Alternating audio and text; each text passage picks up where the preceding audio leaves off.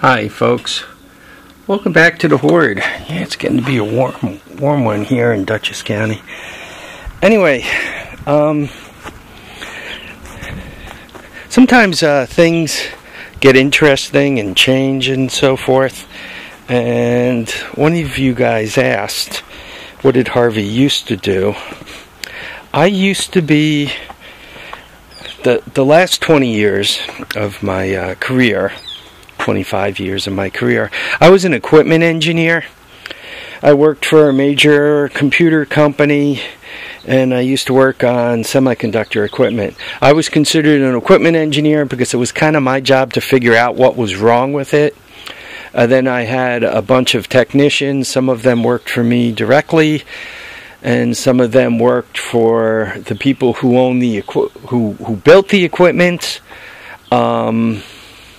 And it was their job to fix it once we figured out what was wrong with it. If anybody's familiar with making semiconductors, it's a very precise endeavor, and the equipment has to function in a precise way.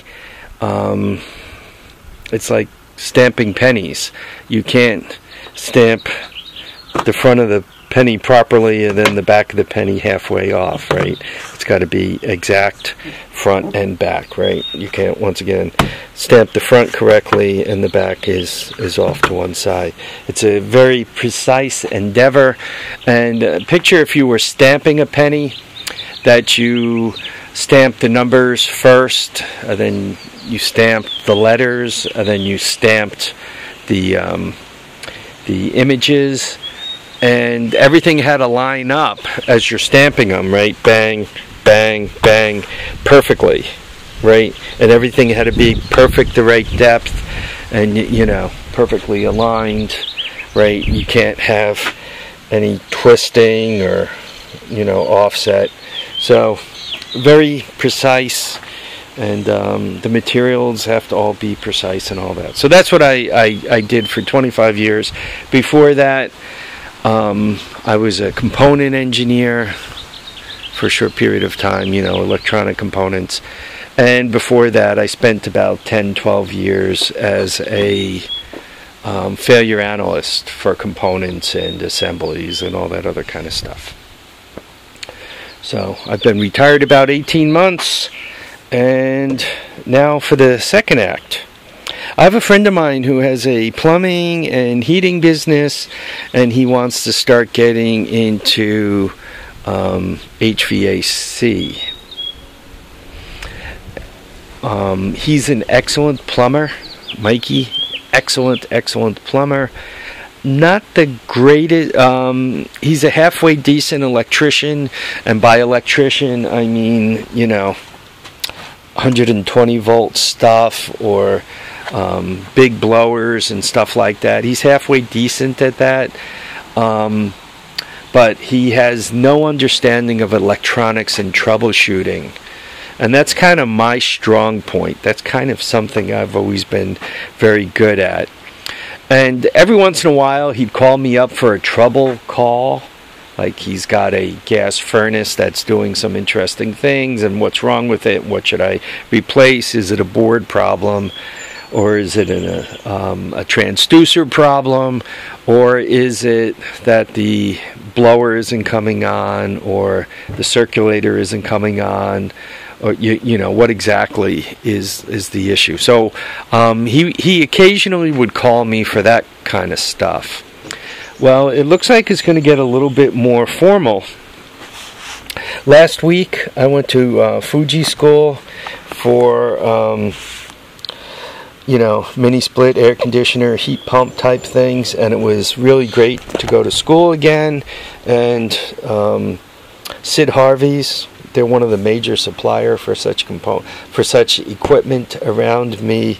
Fuji, once again, they're the people who taught the class, and they obviously gave out t-shirts and flashlights and brochures and all.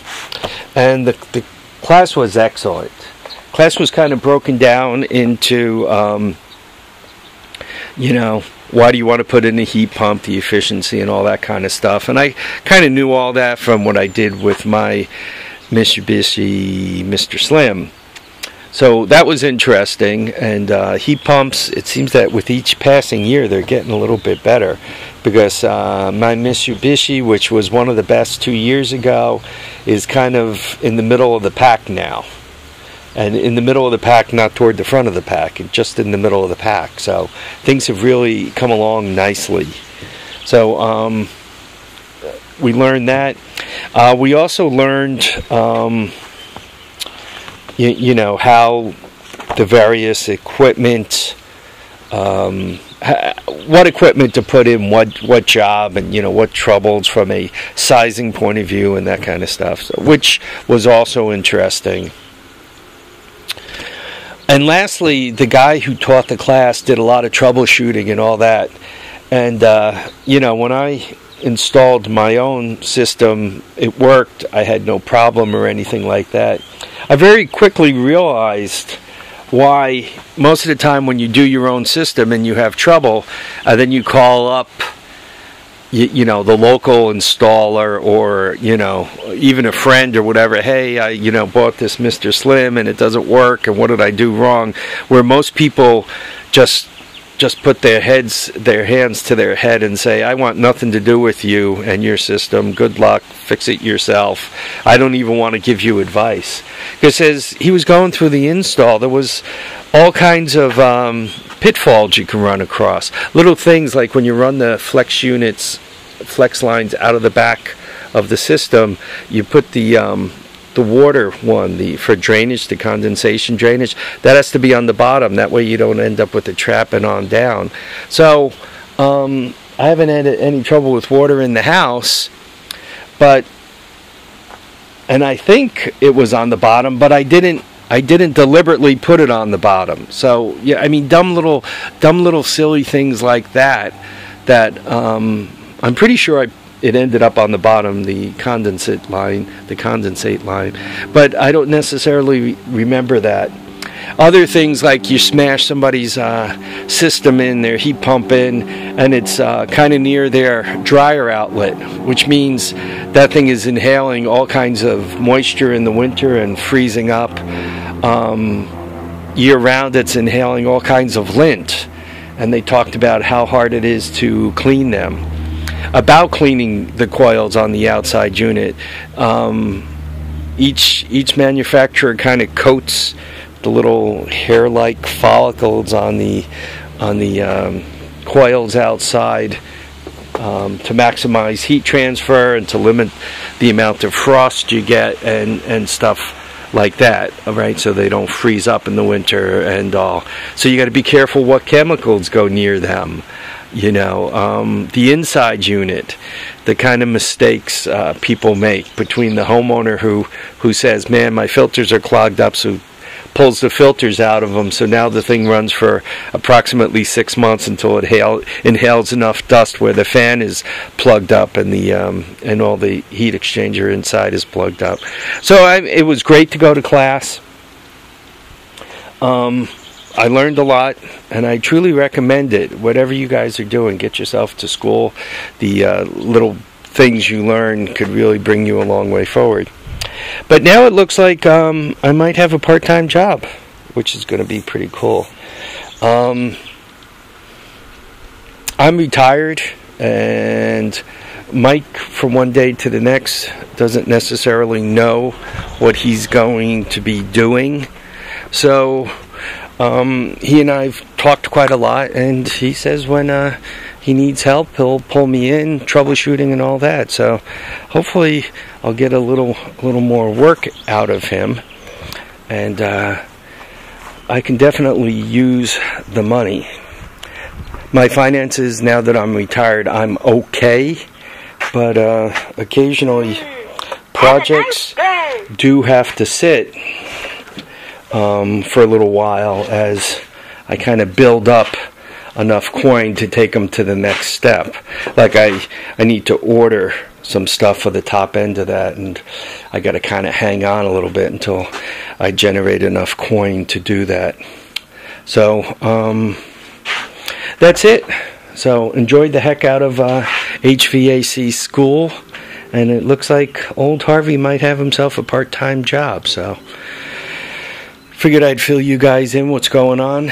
If the jobs are interesting, and we're allowed to, I'll take you along, because some of that stuff could be interesting to look at, and I'm sure some of the homeowners will be like Craigslist people, a little interesting. So where I can, we'll bring the camera along. I'm thinking I could still maintain my YouTube responsibilities. It is just going to tighten my schedule up a little more. A little less time reading and a little more time working. So there we are. Anyway, folks, I want to thank you all for watching and commenting and subscribing. Please remember to keep your feet down, keep your heads up, and get out there and enjoy all your days. Go to school. It's good for the brain. Bye now, folks.